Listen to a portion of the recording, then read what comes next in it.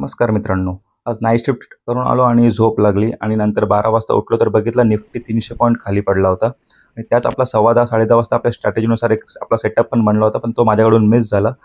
पण नंतर मी बघितलं 100 पॉईंट खाली पडायला पाहिजे होता सेटअपनुसार, पण तिकडून मी जेव्हा उठलो तेव्हा 70 पॉईंटच पडला होता ऑप्शन्स. त्याच्यामुळे माझ्याकडे 30 पॉईंटचा जरा एक गॅप होता. टार्गेट भेटलं असतं मला. म्हणून मी काय केलं, मी थोडी वेळ मार्केट ऑब्झर्व्ह केल्यानंतर मला एक प्राइस ॲक्शन दिसला आणि मी लगेच ट्रेड पंच केला. कमी स्टॉप लॉस भेटला मला.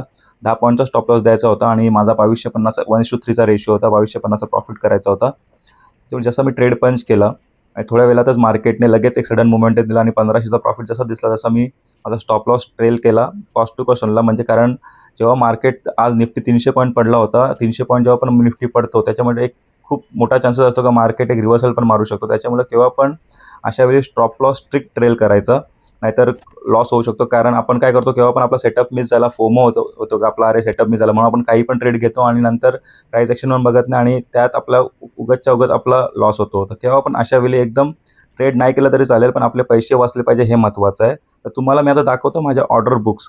तर मी किती वेळात ₹2000 कमावले. तर आता तुम्हाला दिसेल. आता बघा, आता मी ट्रेड एक्झिट करायला गेलो तेव्हा काहीतरी ऑर्डर्स रिजेक्ट झाल्या, पण नंतर एक्झिट झाला. ट्रेड 2100 काहीतरी 70वर 60वर एक्झिट झाला. नंतर मी ऑर्डर बुक बघा, 12:53ला मी पंच केली ऑर्डर आणि 13:04ला मी एक्झिट केली. तर 11 मिनिटातच आपल्याला ₹2200चा प्रॉफिट झाला. धन्यवाद.